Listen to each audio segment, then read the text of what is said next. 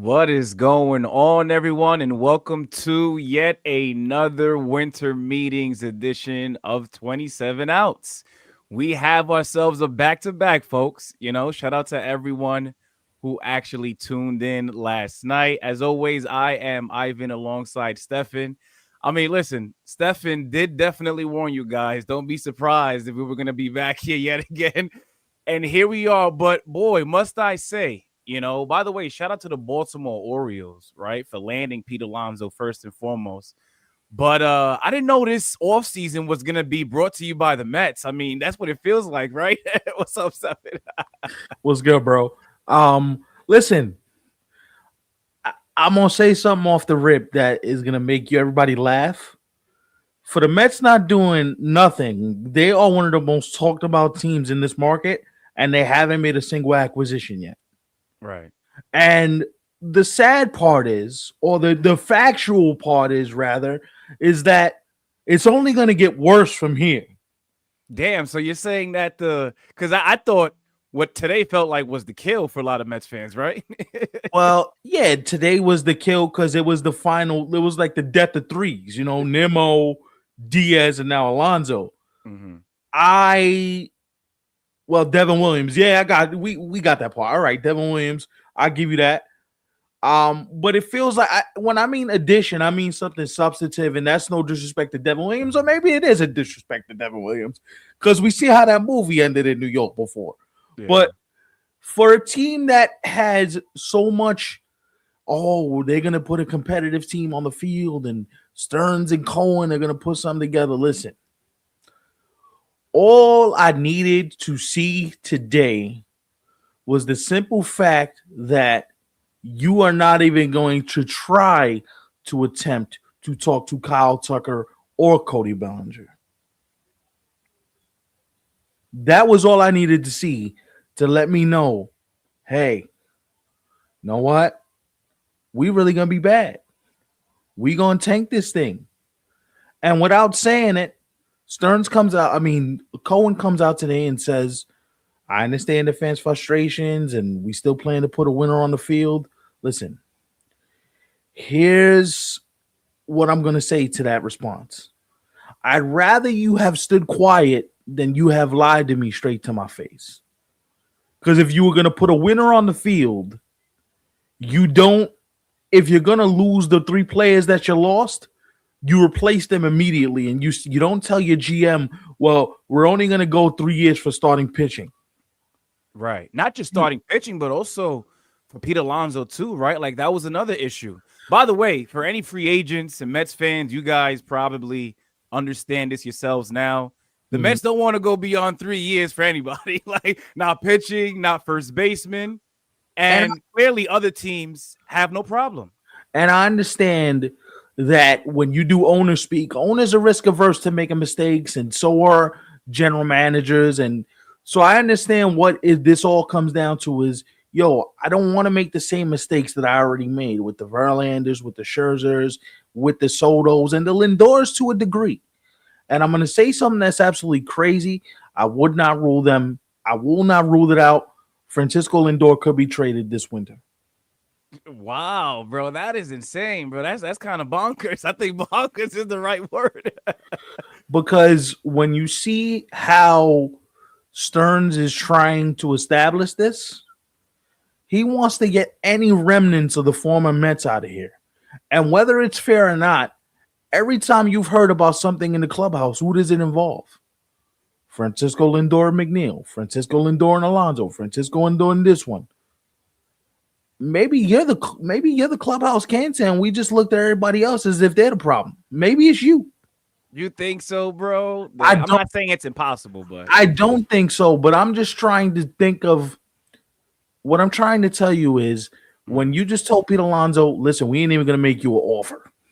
Yeah, we're gonna trade Brandon Nimmo before he even get a chance to figure out what he wants to do with himself. And then today, you tell Pete Alonso, you know what, man? Enjoy your crab cakes and Jimmy Famous seafood in the harbor and the hot Baltimore summers. Because we don't plan on bringing you back. So good looking on that. I mean, Pete Alonso himself, he straight up said, "Listen, I'm done hibernating in Queens. I'm going to Baltimore now." Look, I'm gonna say this too for the record, and I think this needs to be said.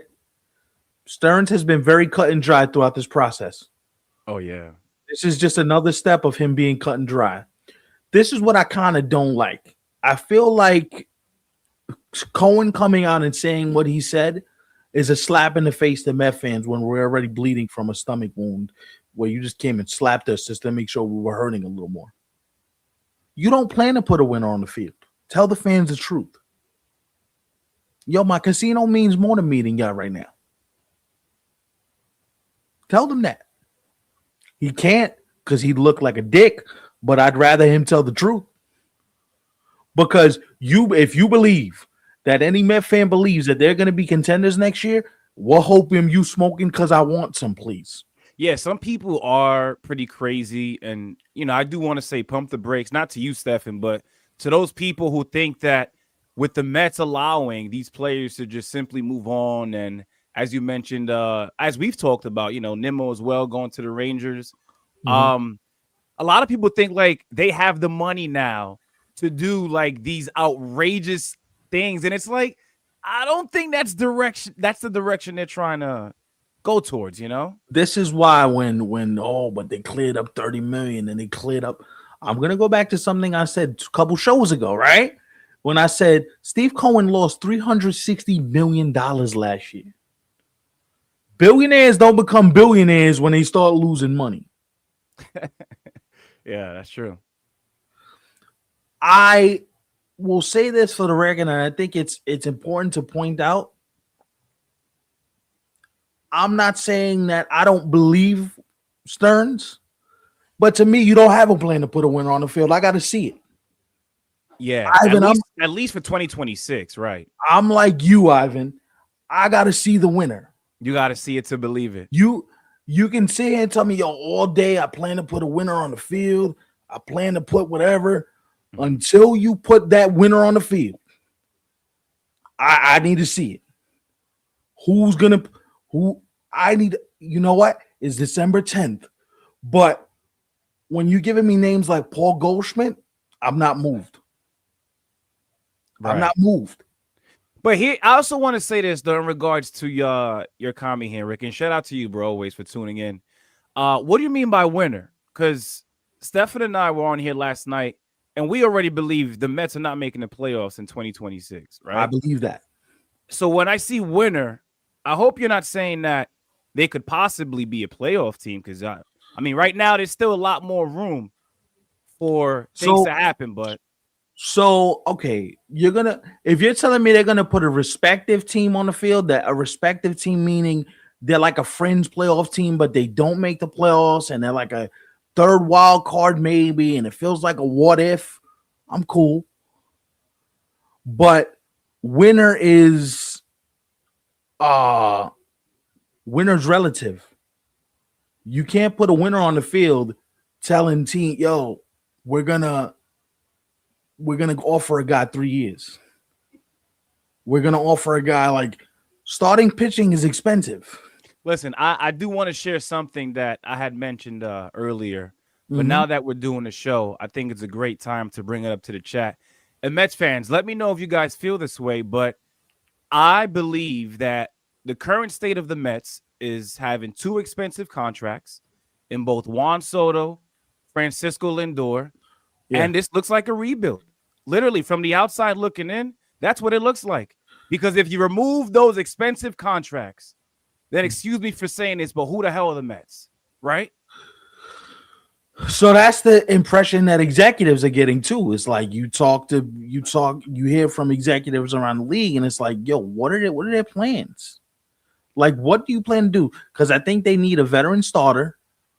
Yeah. To lead this rotation. If you're going to be competitive, you can't have the kids being just all of your starting rotation. You need to figure out what you're doing in center field. I think Harrison Bader would be a good fit in center field if they were to make that happen. I think him back with the Mets would be, if you're going to go Harrison Bader, I'm cool. Hopefully he'll more than 3 years. I'm hearing he's looking for a 3-year contract, so he might fit right in the window. Right.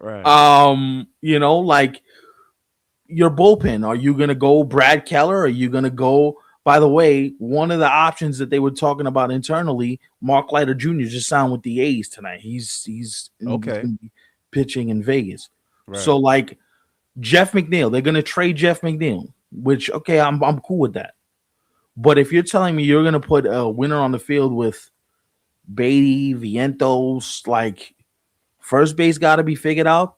Third base, I'll let one position rock, whether it's first or third, but one of those positions have to be solidified. So you have more holes, right? You also got to figure out what you're doing at the back end with the seventh and eighth inning, Right. right? Now that Diaz is gone, Sacramento, I thank kind of you. feel like they might have to actually stack the deck now in the bullpen now. You know, because So you like already lost Ryan Housley, who I know we're gonna talk about Baltimore tonight. he's in He went Baltimore. over there. Yeah, he's in Baltimore. Diaz went to the Dodgers. Mm-hmm. So they have a So couple of things to address. the two names that I keep hearing Luke Weaver's name connected. That's in them. That's one name you hear connected to the Mets. Yo, what is up with these guys going after? Um, Why is it yearly?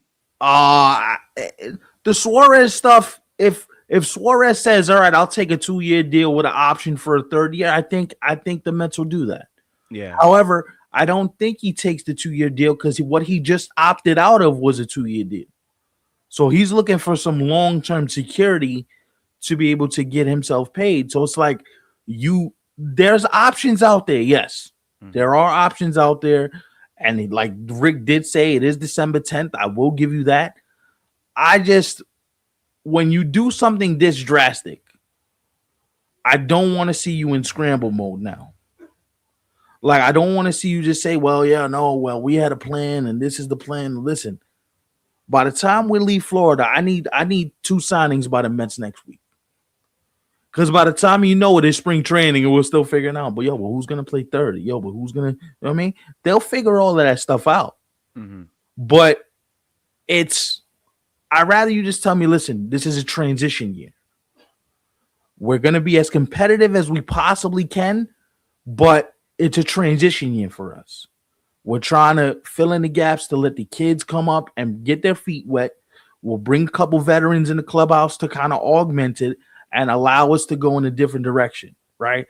Because I don't necessarily believe, right, like that Brian Abreu's interesting, but I believe he's under contract. So you would have to make a trade. I wonder now, and here's the thing I'm thinking out loud. Like, I wonder now if the Mets call the Astros up and say, what would it take for me to get Isaac Paredes to play third? What would it take for me to get a Jake Myers to play center field? Because what the Astros are looking for is young, controllable starting pitching, right? What do the Mets have plenty of? Young, controllable starting pitching, right? So maybe you get a Jake Myers and an Isaac Paredes in the deal from one of these pitchers. First and center, third and center field get figured out. Isaac Paredes pull power into the field. Jake Myers athletic in center field, like at third base, and then you got Jake Myers in center field. So like you can put a team together, but it feels like it's going to be very like mix and match type. Yeah, it's funny you mentioned the Mets and trades because that was going to be one of my next points. You know, aside from the Mets already showing everyone, right, that they don't want to give players X amount of years, they don't want to give players X amount of dollars. I Mm-hmm. do believe that the Mets are certainly going to make a big deal. Now, what that big deal is going to be in terms of it being a trade, we don't know who it'll be for, but Mm-hmm. I certainly wouldn't count them out at all for something like that, at least. Yeah, no, I agree with you. Like the other thing I keep coming back to is the Astros are one team that you can have conversations with. You can see what fits and what doesn't fit. Maybe you link up and you get something finalized. And then the other thing is like, okay, here's like Cleveland, right? Maybe Stephen Kwan is available. You trade for Stephen Kwan. You get them to Yeah. give you one of their young pitchers in Cleveland. Like there's multiple ways to skin this cat if you so choose to go that direction. But I just want to see what it looks like on paper before I'm like, okay, I see what David Stearns is trying to do. But if it feels like to me, Jake Myers and Isak Paredes in Houston would be the perfect match because it kind of fits what the Mets need. It's a trade for a trade. It's a need for a need. Houston's looking for young, controllable starting pitching that's affordable, and the Mets are looking for number one. You need offense to replicate what Alonso did, and you also need the range in center field to make up for what you lost with Nimmo. Now, he graded below average. Isak Paredes is not a great third baseman by any means by any stretch of the imagination, but I do think that those are the type of deals you're going to see in terms of allowing them to, put at least a competent team on the field. And that's the word I want to use. It's competent. Everybody says competitive. We're not even going to use competitive. Competitive is overused. Competitive has become such a pejorative word in sports. I can't stand it. If you're telling me that it's going to be a team that's, competent and they know what they're doing on the field, and you ain't going to look like, you ain't going to look like you're part of the circus, I get it. Paredes can also play first, as Armand points out. So, there's some versatility there. Listen, I will say this, and I'm going to let you go now. Mm-hmm. If the reports are true, and I find this hard to believe, it came out today that a lot of people believe that Kyle Tucker is not going to get the 6-7 year deal he's looking for, and he might actually have to settle for maybe 4 or 5 years. Damn, that's a big difference. If 4 or 5 years is where he's settling, I think I'm going to tell you this right now. I think the Mets should be all over that. I don't think they're going to be, though. But that's the type of gamble I'd make. Right. It's not 7 years. It's not 8 years. If it's 4 or 5 years, Kyle Tucker makes a little bit more sense to me. Mm-hmm. But then Kyle Tucker would also make sense to the Dodgers too, right? Please no. I mean, I wouldn't be, me personally as a baseball fan, I wouldn't be able to take it. Seriously. I mean, the Edwin Diaz stuff, I know they needed somebody to bolster the pen, but at the same time, it was like, damn, you got the best closer. They also need a left fielder. Right. One other thing I did want to say when it comes to the Mets, and, I hate to bring it up. I don't want to sound like the guy who's, trying to point the finger at the Mets and suddenly laugh at them for the fact that they landed Juan Soto, because that's not what I'm trying to do by sharing this point, right?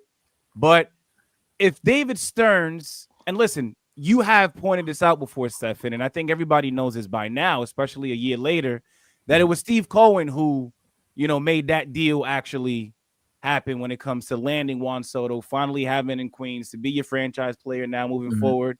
Mm-hmm. But it was like, damn, if you were going to hand the keys to David Stearns the following season, being 2025, right, which is what that kind of feels like here, then why even make that type of deal? It just doesn't make sense when you look at what they're going to look like going into 2026, maybe even 2027.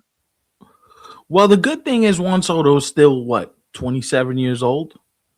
So you're still going to have him in his prime, even though you have to figure the rest of this out. It's not like you're trading. You acquired somebody who's 31, 32, where it really doesn't make sense because he's over the hill. In a sense, Juan Soto's kind of growing with the team. He has his age is kind of lined up with them trying to get younger, trying to get more athletic. So as he ages out, the people coming up under him are aging with him. It kind of makes sense. That's why, to me, I'm not going to rule out a Lindor trade. I'm not ruling it out because Lindor is older. Damn, could you imagine that? Cleaning house completely? And I hate to, make him sound like a bad guy because I'm not doing that, but cleaning house completely for Juan Soto? That's insane. Yeah, I mean, I'll say this. You can't put nothing past anything, especially if somebody says, hey, this is a possibility. There's something that we might be able to do depending on what makes sense for us, right? If somebody says to you, hey, if Lindor goes up to Stearns and says, yo, trade me, I don't really want to be here, now you got to look at the player and be like, all right, you got to get him out of there because you don't want him to become a clubhouse cancer. I will say this. I do agree with this point that Rick makes, which is as a Yankee fan, I can't think like this. What do you mean?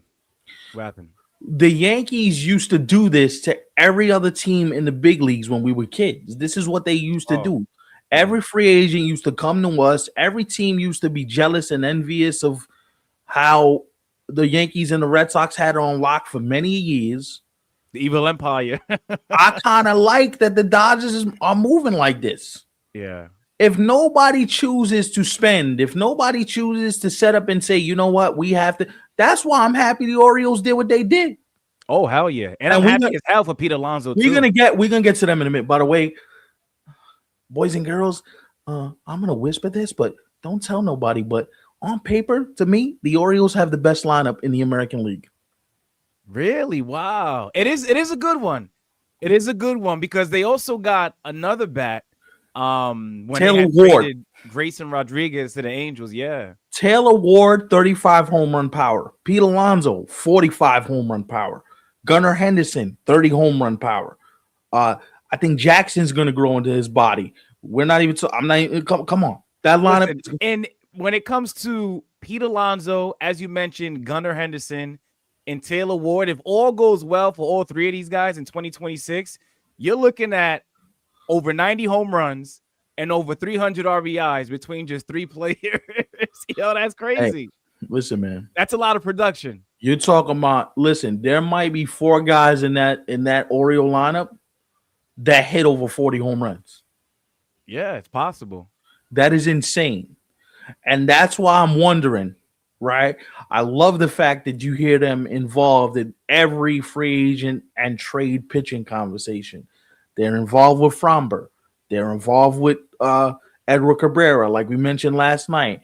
They're in on Peralta from the Brewers. Like every pitcher that has working limbs and working arm, they're in on, right? Like they want to make a splash because they understand. Listen, Rubenstein got money. He ain't Cohen rich, but he's rich. Like we could do something with this. And this lineup, it ain't gonna be but so long. You get to keep these guys all together. And here's the thing: I think you're gonna get a bounce back year from Adley Rutschman. Oh, Adley Rutschman, Pete Alonso, Taylor Ward, Gunnar Henderson, Sam Basallos. Like, yeah, no, that lineup is. And you know what's because of what we've already seen so far this offseason and what the Orioles have been saying. Not only do we want to spend, we want to be able to get another arm. Because listen, let's not act like the Orioles didn't win 100 games in 2023. They did. Then they went on to win 90 games in 2024. It just so happened that now in 2025, a couple of guys were banged up. Yeah, no. I know they had high hopes of Grayson Rodriguez. I don't really think he turned out to be what they thought he could be for them. No. And because of that, they're like, listen, we saw what happened. I told you this, Stefan. Mm-hmm. They saw what happened when they made the deal to land Corbin Burns when the Brewers were shopping him. Mm-hmm. It turned out to be a really great year for him. And also the Orioles, of course, in this case. Yeah. Mm-hmm. And I think they remember what that feeling feels like. They still have their core together. For sure. I think they want to get right back to that. For sure. And you got to know, right? Like a guy like David Rubenstein, when he came in, it's like, oh, a breath of fresh air from the Angelos family, who were notoriously cheap. They never spent any money. Like typical Orioles, like bottom of the barrel. Like the Orioles are talking about trading for Mackenzie Gore. Mackenzie Gore, Freddie Peralta, Framber Valdez, help me, Ivan, Ranger Suarez. They're in on everything. They're gonna get at least one of those guys. I strongly believe it. And their farm system is good enough right now where you can walk out of here with 2 starters and be all right. 2 would be even better. I'm gonna tell you this right now. I know it's early, but I think the Yankees finished in like 4th. Wow. Speaking of the Yankees, I was going to say something regarding the American League East. How about what it's looking like for next year? You got the Blue Jays, the Yankees, the O's, the Red Sox. Yeah. Literally throwing blows at each other. And if Ketel Marte ends up in Boston, that's another fun part you got to deal with, right? Like that's another thing. The Blue Jays, and not only are the Orioles not done, The Yankees are not done. The Red Sox are not done. Neither are the Blue Jays. So here's the thing about Toronto. Like, Toronto is a guy that should shine Robert Suarez. If you tell me Robert Suarez and Trevor Hoffman are the back end of the Blue Jay bullpen, I think people sign up for that in Canada 10 times out of 10. Jeff Hoffman. Jeff. I'm sorry, Jeff. My brain is mush, man. Listen, I feel you. All of us here, we know exactly what you meant. You know what I'm saying? So, like, Toronto has a chance to be really, really, really, really, really special. Like, they got a chance to do some really special stuff. I think Dylan Cease was only the beginning. I think what they're going to turn around and do now is they're going to try and trade Jose Barrios for something. All right. I don't know for what, but they're going to try. I think the other thing, if I'm the Blue Jays that I'm watching out for, is the Red Sox are also connected to Eugenio Suarez because. Oh, really? I like the other options more than Eugenio. No shade to Eugenio Suarez, but yeah, I like you both like better. I like Cattell. I like Alex Bregman. I like them being everywhere. I like them being everywhere on the market, right? Like, I like them being involved in every single situation that arises because I think this is true. I think when you see the Red Sox and the Blue Jays, when you see the Blue Jays being active, now you see the Orioles being active. If you're the Red Sox, now Ketel Marte got to be a Red Sox. Now I can't play and tell, oh, what if, and can we make it happen? No. If you're Craig Breslow, when they ask you, yo, what you want for Christmas? What you want for Christmas is an athletic second baseman with lefty pop in Fenway Park. That's what you want. And I got the sense today that the Red Sox weren't in on Pete Alonso as much as people were led to believe be included. Yeah. Like, it always felt like it was going to be the Orioles or somebody who had more money to spend, because I think the Red Sox are really trying to work from within in terms of the trade market, get a contract that's already established. One thing that I will say, I have a prediction for Alex Bregman. I think I know where Alex Bregman is going to end up. Really? Where? Chicago. He's going to be a Cub. Okay, yeah. I mean, they also have to find a way to replace the production that Kyle Tucker brought to them this past season too, you know? So, like, if Alex Bregman ends up on the Cubs and then you go get Imai and then you figure out the back end of your bullpen a little bit, Bregman Imai to the Cubs wouldn't be all that bad, right? No. I mean, there's a couple of guys who maybe he could be buddies with, pretty quickly. Say it's Suzuki. The reason why I don't, Imanaga as well. Real quick, I want to read this. The Mets would consider Barrios for Senga. Oh, please.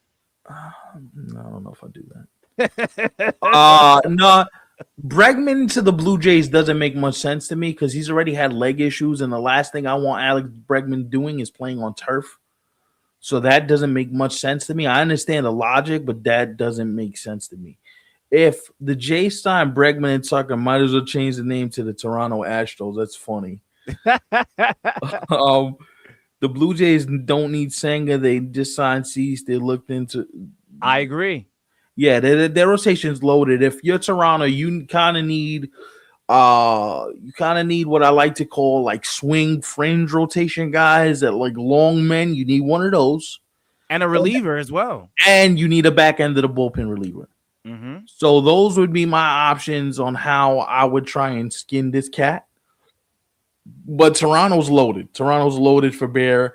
I do think I wouldn't put it past them to go get another bat, specifically in the outfield. I'm not gonna put it back. I'm not gonna say no that they won't do that, but I just have to see what options would be available for them because I don't think they have the resources to make a trade, which is why they're on the outside looking into the Ketel Marte thing. Mm-hmm. One of the teams in for Ketel Marte, because I want to get back to the Orioles here in a second. Seattle. If Ketel Marte goes back to Seattle, boy, you think that happens? They're in on it. Listen, I say this. I feel like he'll end up elsewhere other than there. Well, they have what the Diamondbacks are looking for. Right. Like they have controllable starting pitching. The reason why I look at teams like Seattle, I look at teams that have a surplus of starting pitching, even the Yankees.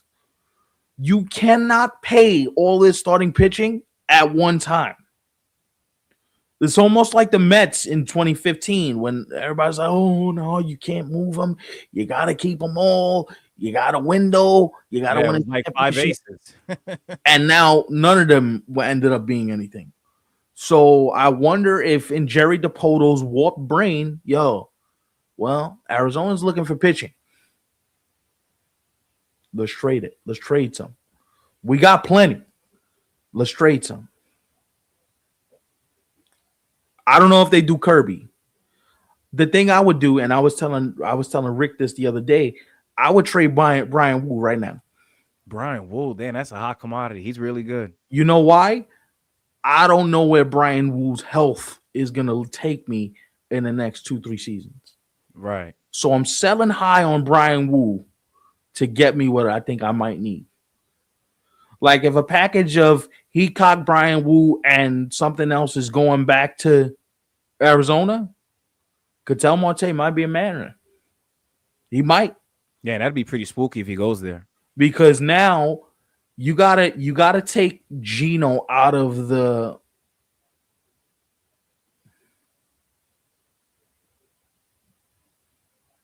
Yeah. true. But like, all right, one out of I had DeGrom too. So 2 out of 5 guys became what we all thought they could have became. But Brian Wu to me is a perfect sell high, good year guy. Don't know if I'm going to pay him. Don't know what his body type looks like. And if you're Arizona, you wonder if getting him with Corbin Burns, getting him with another ace level pitcher, allowing him like, don't do this. Don't throw this way. Come down the mound this way. Let's work on your delivery. Let's get you right. That makes sense, right? If Marte ends up in Seattle, he asks a question, where does Polanco sign? I have the perfect place for Henry Polanco. I'd like to see Henry Polanco in one of 3 places. I'd like to see him either with the Yankees, the Tigers, because I think Glaber's kind of like, and I like Polanco because he could play a few different positions, but Glaber at second, I still don't love it. And the third place is, I wonder a team like, Tampa, if you trade Brandon Lau, I wonder if he says, let me get a 2-year deal with an option for a 3rd year. I don't want to wait. Like, you guys can always trade me and, in the offseason. Like, that makes sense to me. He also would fit to me in a place like Milwaukee. If the Brewers want to spend a little bit of money, it's not going to be anything crazy. Jeff Passan and many of the reporters have him at anywhere between $14 to $17 million a year. That's a bargain for what he does and how athletic he is. Yeah, of course. That makes sense. And he put a hell of a year up last year. And he signed also clutch as well. Very clutch. Yeah. So if you're a playoff team, that's somebody you kind of want to like, hey, man, that makes sense.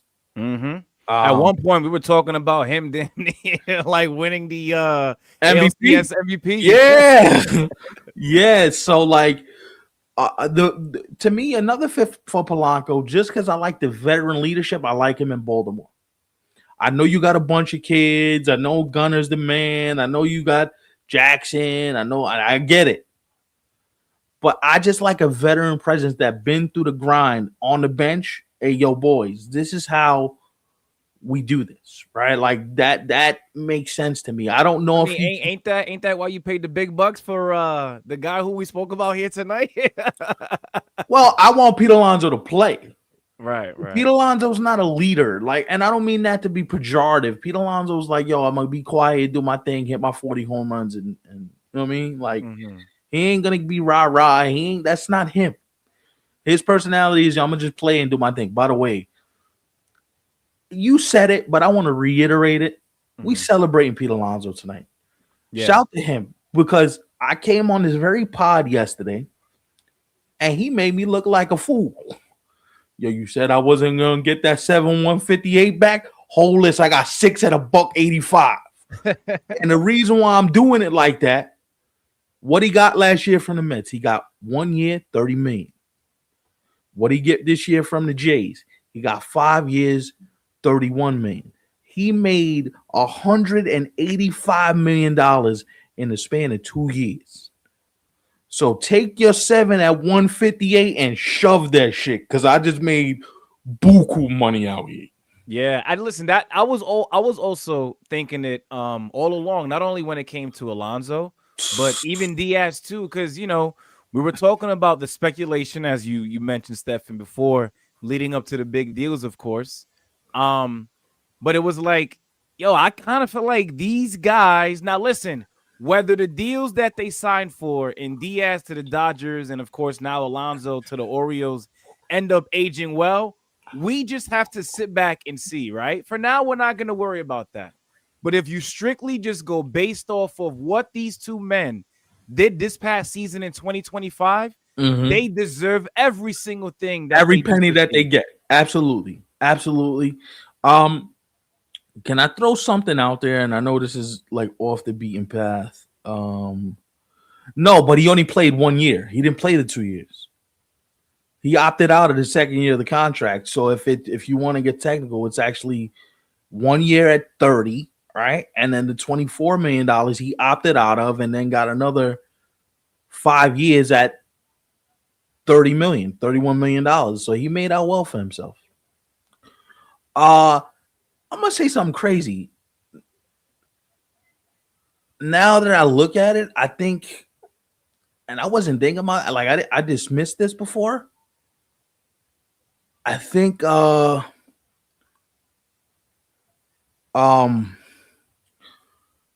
yeah, John Dutton needs to go to sleep. They need go to sleep. Go to sleep. That makes no sense. For that, if I'm him, I stay in St. Louis.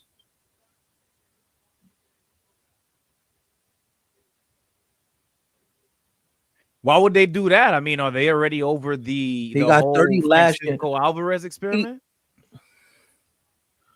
no, I'm talking about overall though. I'm not talking about just this year. Overall, he made a grand total of, I think the number was like 185 million. Because what he get? He got 5 at 155, right? From the O's, yeah. And if you add the last year he got from the Mets, he got 1 at 30 million. He made 6 years a $1.85. That's pretty good. That's more than the 7 at 158 he would have got. He did well for himself. You know what's another reason I wasn't all that surprised by not only Pete Alonso leaving the Mets, but going to the O's is Yeah. because of their aggressive offer to Kyle Schwarber. Remember, they basically matched what the Phillies had given to Kyle Schwarber. I mean, I understand he went back over there, right? But I think with them now pivoting to land Alonso just shows the importance of wanting to land a big time slugger. I'm gonna tell you this too, and this is gonna sound naive of me to say. Who's the president of the baseball operations in Baltimore? Don't Google it. I'll tell you. Mike Elias. Who drafted Kyle Tucker in 2015 with the Astros?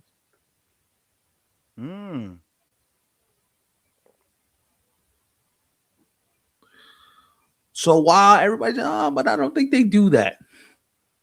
Why not?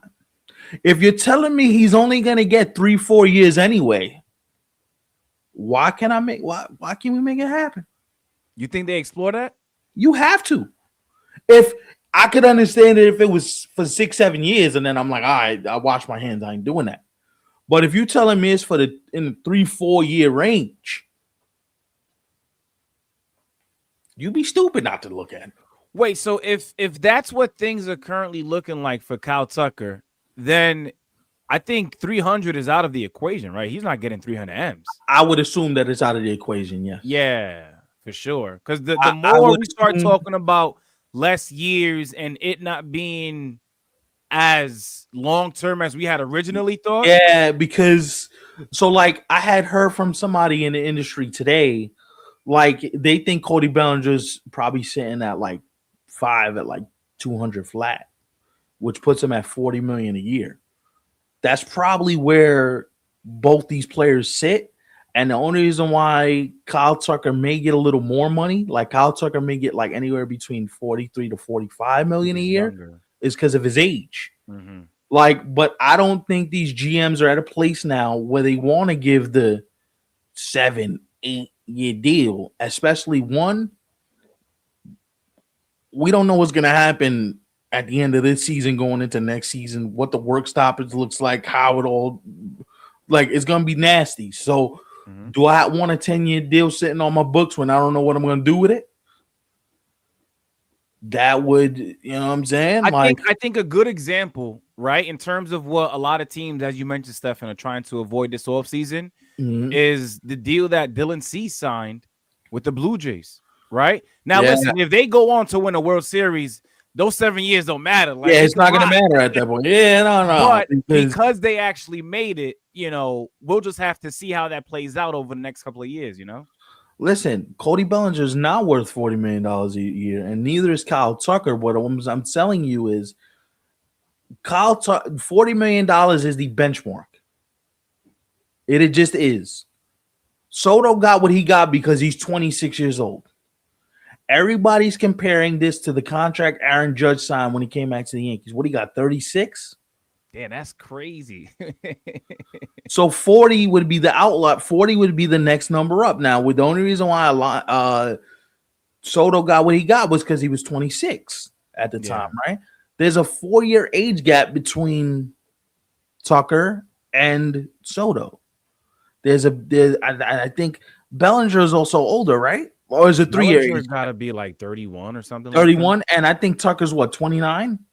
There's a 3 year age gap. That's kind of big. Like, Bellinger, he'll be 31 in July, and Kyle Tucker, he's gonna be 29 in March. yeah, that's that age gap. You're talking about when Soto signed. Soto was entering his age, what, 26 season at that point?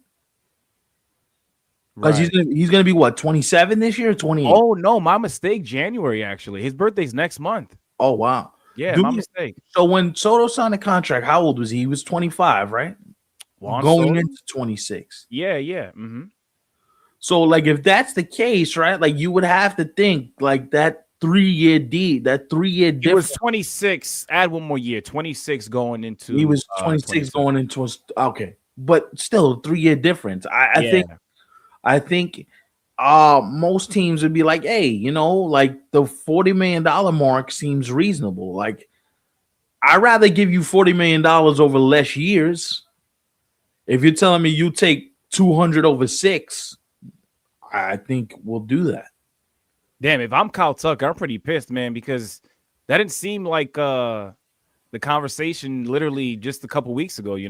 See, the thing with Kyle Tucker is a lot of people don't know where Kyle Tucker's, like, where his head is in terms of like the want to, right? If I give you all this money, what type of player are you going to be? Mm-hmm.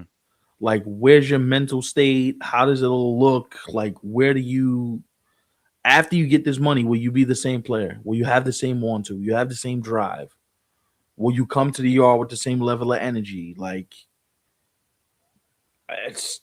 It's crazy what things have come to, because I remember once upon a time, teams would dish out 10-year deals like, there was no tomorrow. And now guys don't even want to go to 7, man. Not even 5 sometimes. see, but this is why I'm saying, right? If we're going to treat the free agency as if it's a de facto, like, what word am I using? Like, if it's a de facto cap, Mm-hmm.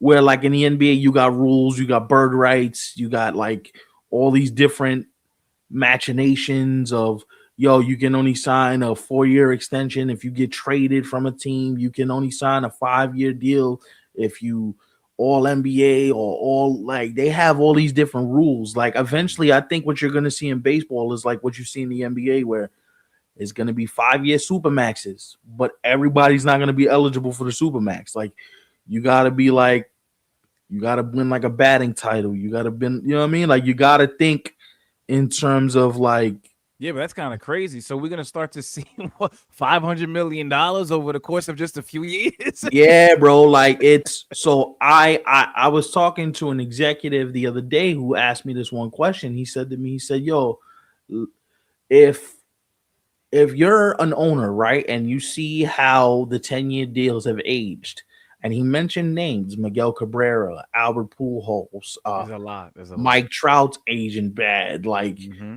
the Juan Soto's contract is gonna look ugly. He even mentioned Stanton. Judge, Stanton, like the 10-year contract might be a thing of the past. That's funny. This is funny. I like that. You got a sense of humor. Yo, isn't it? Uh It's some crazy times that we are living in, right? Like I kind of feel like if 27 outs was a thing, let's say maybe 15 years ago, this guy right here, Luis Arise, he'd would be be a guy that teams would be drooling over. hell yeah. But because of the current state of baseball and, I guess having good bat to ball skills, Mhm. just it's not a thing that people really go crazy about anymore. Which is unfortunate because that guy is a magician with the bat. Yeah. He's a magician with the bat. I have a question though, and I want to know what you think about this. Did you hear the reports coming out of San Diego? And we have to talk about this because I know we don't expect him to do anything, and who cares and all that. But I at least admire the creativity of an AJ Preller. So it came out in the San Diego papers that he's looking to do something creative. And the moment I hear AJ Preller looking to do something creative, my brain automatically goes to he got some evil Machiavellian like plan he's cooking up in a lab somewhere that's beyond anybody's like comprehension. Right? This sounds insane. And the one thing I kept thinking to myself, now this is not me like doing any reporting. This is me just spitballing, talking to you, and having fun. I think there's a chance, bro. You traded for Mason Miller. I think there's a chance that if he gets the right deal, he's gonna ship Mason Miller somewhere for some assets, redo some of his farm system, uh try to get the back end of the bullpen procured because I like when he says, "Oh, we're not going to trade any of our back end guys, bro." You were just on MLB Network the other day in front of the media talking about, I'm listening to everything and I'll listen, and if something makes sense to me, I'll, bro, yo, dog. I'm not ruling anything out with this dude, and the reason why you know that that's a factual thing is you have people now calling the Padres about like, "Yo, forget Nick Pivetta. Let me get one of these back end dudes." Mm-hmm. Jeremiah Estrada's now name has been brought up, and Mason Miller's name is brought up, and Harold Reynolds had some interesting comments earlier this morning on Hot Stove when he asked like, would you put it past AJ Preller to trade a player he just got at the deadline to do something more creative to get his farm system back? That would be pretty crazy, actually. But he's the one dude that might do it. You know Yeah. what I'm saying? Because the wheel and deal that's him. Like I'd like to see him actually do more than just that. I mean, if it happens anyway. you know what I'm saying? Like Monahan is another guy that they talked about, right? Like, yeah, like he has a bunch of different weapons at his disposal where he's the one guy that I don't see them doing now. Like for now, I don't see them doing Fernando for now. But like if you told me a year from now that Fernando's on the block and he's looking for a monster package, hey kids, line them up and let's go have some fun. He's the one general manager in the game where you can't predict anything this guy might do. He might wake up tomorrow, have a creme brulee with like 10 shots of espresso and be like, I know we were just at the winter meetings. Let me call somebody and see if we can get a deal cracking at like 6 in the morning. I do think that the Padres have to address the starting rotation, though. He does. They do. Dylan Cease, we've talked about, went to the Blue Jays. Michael King is also a gone. free Yeah, agent. Michael King is also gone. Yu Darvish is up there in age. Seemed like he's pretty much done. So yeah, you gotta kind of fill those voids, So and I think Michael King he's a fit for the Mets. Like Michael King, he makes sense. Michael King to me, nice 3-year deal, anywhere in the range of like 17 to 19 million. That makes sense. That seems like a David Stearns. Plus, he's been here before too. You know. Yeah, he's from Boston originally. That makes sense. Like Yeah. he had a Zoom call with them. It went fairly well. Like he's spoken to people in the organization. Like that makes sense. Like Michael King in with the Mets makes a ton of sense. And I just think like if you're like you said, you got to fill the holes in that starting rotation. So Yeah. the thing that I would say is like the reason why I'm gonna do this real quick. The reason why this trade is not gonna work, Armand, is because the Padres are trying to cut payroll. So there's no way they're gonna trade. They're gonna take Lindor's money on where they're trying to shed payroll. That would be the only thing that I'm like, that doesn't make sense to me. That's a lot of names in there, though, man. It is. It is because I don't, and they're not going to trade Carson Bench. Carson Bench is going to be your center fielder of the future, which is why I don't think that he's even available anywhere. Jet Williams is a maybe, depending on what happens with how you configure this infield. But the Padres are interesting. They're always lurking to do something crazy. They're always like, listen, you can't say that they fail because the general manager is not creative and doesn't want to put a good team on the field. No, he works. He works his ass off. That it's not because AJ Preller doesn't know what he's doing and doesn't have an idea of what he wants to do.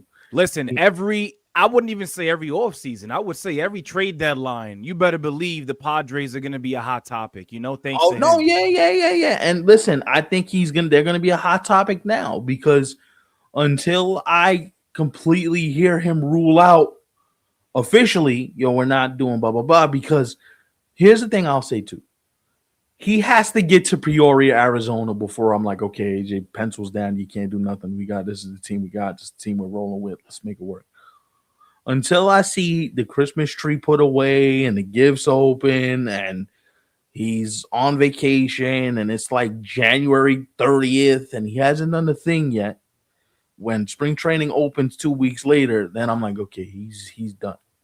Because like I said, AJ can wake up tomorrow and be like, let me call, said team I was talking to and seeing if they're interested in whatever we got going on. Like one of the teams I think that he's had preliminary conversations with, and this is just me being very, very, very, very like just spitballing, is I could see him and Jerry DePoto linking up. Like, yo, man, I want a back end of the bullpen guy, whether it's Estrada or Miller, whatever you got.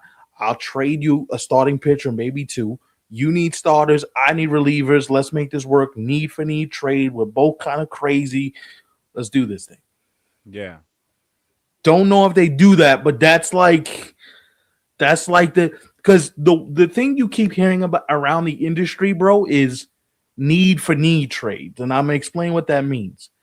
So executives are telling other executives, yo, you got this, but you need this, but I have this. So let's make a need for need trade. You got what I need, and I got what you need. I think a good example was Nimmo for Simeon, right? The Rangers needed a bat.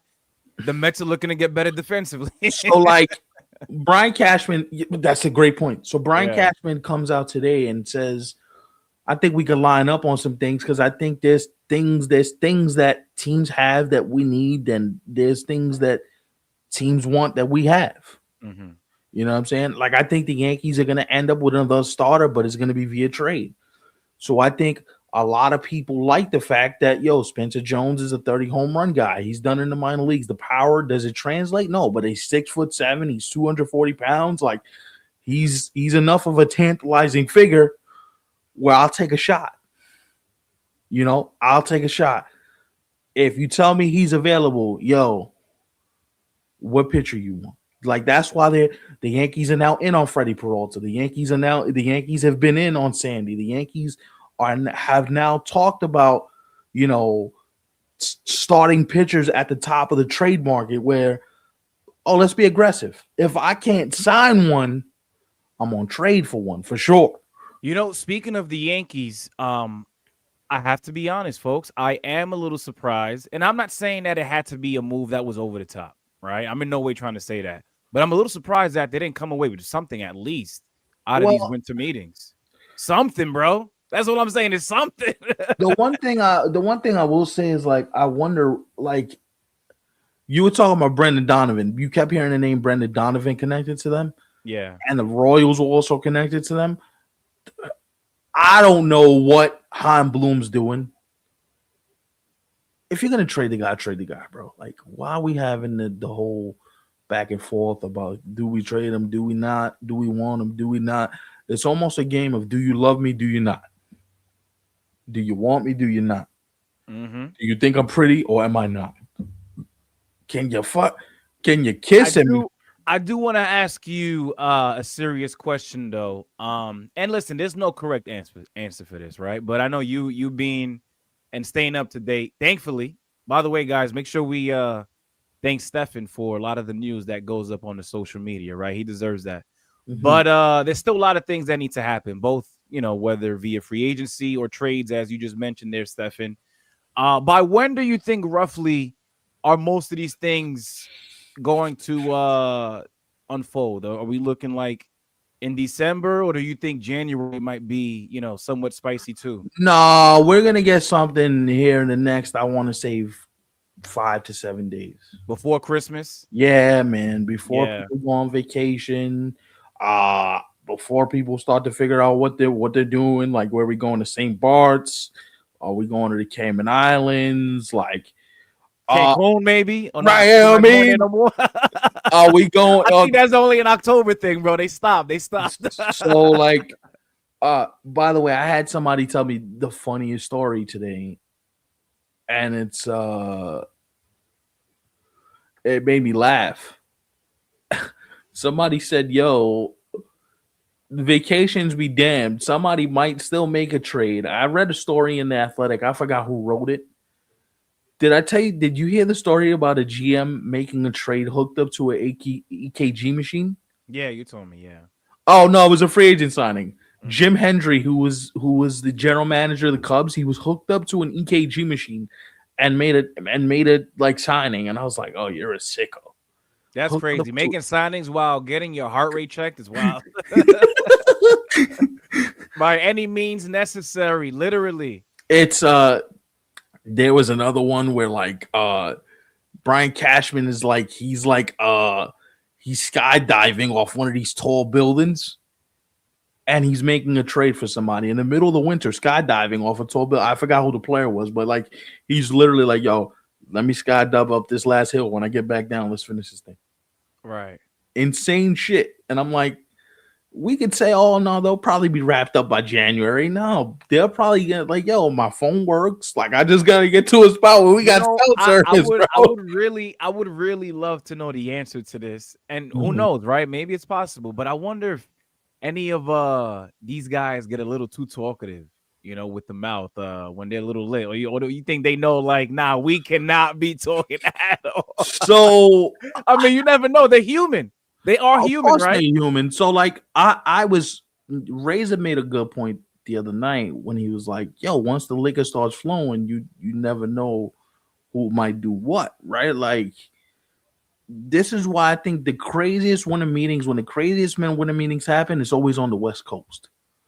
Cause it's a 3 hour time difference. So when it's 10 o'clock over here and y'all lit and the bar's open and everybody's like just chilling, and it's only 10:30. All right, I'm gonna go make a deal. You know what I mean? Wait, if you in Orlando, if you an East Coast dude, if you like cash or if you like one of these East Coast GMs, you like by 10:30, you like, "Oh, I'm about to go to bed, bro. I've been up since 5 o'clock this morning."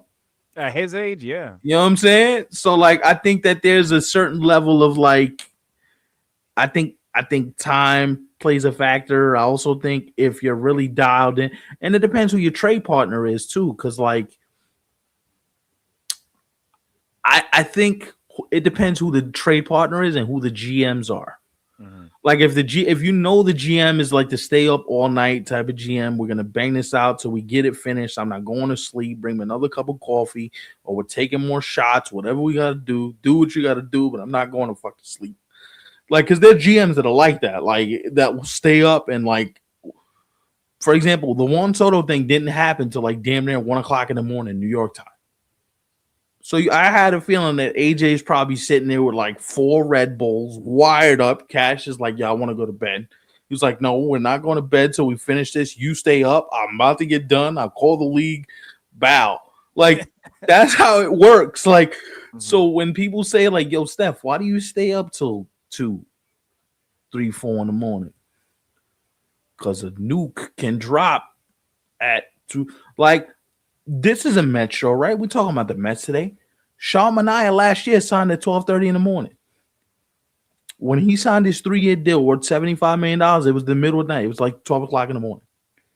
And I remember putting it in the chat, and everybody was like, "Bro, what are you doing up, bro? It's like damn near 1 o'clock in the morning. Like, what's wrong with you?" And I'm like, "Well, this just came down." And people like, "You really don't sleep. That's some real sick shit." And that like, It's crazy you mentioned that deal because fast forward to now, just a year later, I look at, remember Mets fans going crazy. They were hype about that, bringing him back, but and now it looks ugly.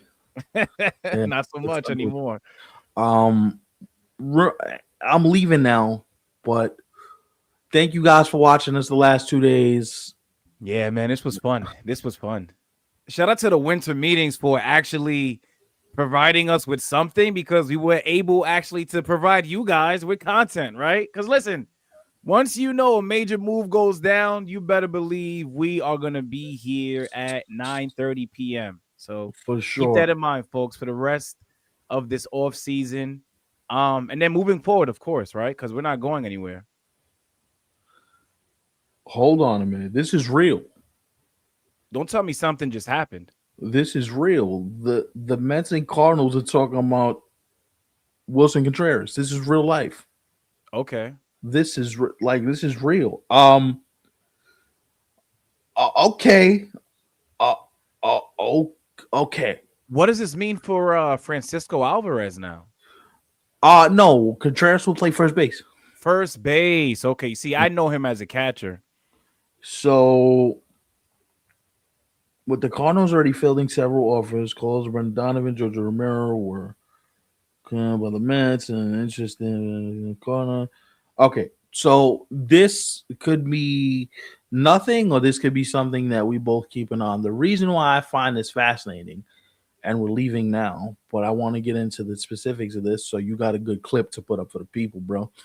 Is Heim Bloom has been looking to trade anything that's not nailed down to the floor except for the seats in the actual stadium, right? Like he's looking to trade everything. Wilson Contreras. He's already talked about like Nolan. Like I would love to give Nolan away for free at this point. Jojo Romero's a guy he'd love to trade. For free is crazy. Brendan Donovan, like he's looking to make some moves. Like they even had preliminary conversations about Lars Nootbaar with a couple teams earlier today too. So like Heim Bloom is like, all right, I want to do something. My finger's getting a little, my trigger finger's itchy. I want to do something. And Stearns, they're about to kill you, bro. You got to do something. So I think it's two GMs that are desperate that see a need for a need. Like, yo, you got young pitching. I need a first baseman. He got Pop. Let's make a move. You get JoJo. Fix your bullpen. You know what I mean? It's a need for a need thing, right? Like when you get desperate enough, I'm gonna make a joke that the liquor starts flowing on the airplane, the flight is long, you start drinking, somebody says, yo, call me back, let's make a move, blah, blah, blah. Like, cool. Sitting at the airport, my flight been delayed, TSA is bugging, like, yo, let's make a trade. You laugh. Mm-hmm. But this is when some of the craziest deals kind of like they get to the finish line, right? Like, Right. I'm tired. I ain't slept. I'm eating like complete trash, but I'm running. I got like 4 phones in my hand. Let's go to work. So I think that that's where you see a need for a need, and also it's human nature, right? So if you're David Stearns, you see Heim Bloom, and you're probably looking at Heim Bloom. Heim Bloom's probably like, yo, I can't get back on this plane with Brendan Donovan and all these motherfuckers still Cardinals. Like, y'all gotta do something. And if you're David Stearns, you're just like, you're desperate to make a move. I'm desperate to make a move. Let's be desperate together and do something reckless. Not literally, but you get where I'm going. Like it's a need for a need thing. And so we'll see where this goes. I don't necessarily know. I don't know if I put it in the it's gonna happen card. Like, but it's interesting that these two sides are having conversations about particular players with particular need, and like players' names are known. Like it's not, yo, this prospect will get back to you with it. Like you're talking about Contreras and JoJo going to the Mets for, Tong and Sprode, and like there's names being like thrown. And usually when we get to the name stage, it's usually when, somebody says, all right, fuck it, we here. Let's go to work. You know what I'm saying? So I hope it doesn't happen, because I'd like to lay in my bed and turn the phone off and go to bed. But we'll see. We'll see what happens. Like, this is where we are. I don't know what to expect when it comes to the Mets anymore. The one thing that we do know is they will officially, there are no more ifs, ands, or buts, but they will officially look like a completely different team for 2026. And I would not be surprised if we are here a couple more times, in addition to what we've already done, right? When it comes to covering the Mets so far this offseason. But of course, shout out to y'all for rocking with us. Socials, you guys know where to find us. We are on Instagram, TikTok, Twitter. Make sure you like the video. A lot of you guys like to get in here without giving us that entry fee, man. The entry fee is a like on the video, so don't run off with it, all right? I'm patting people down at the door. Yeah, bro. All right, man. We love y'all. We'll talk to y'all soon. Peace.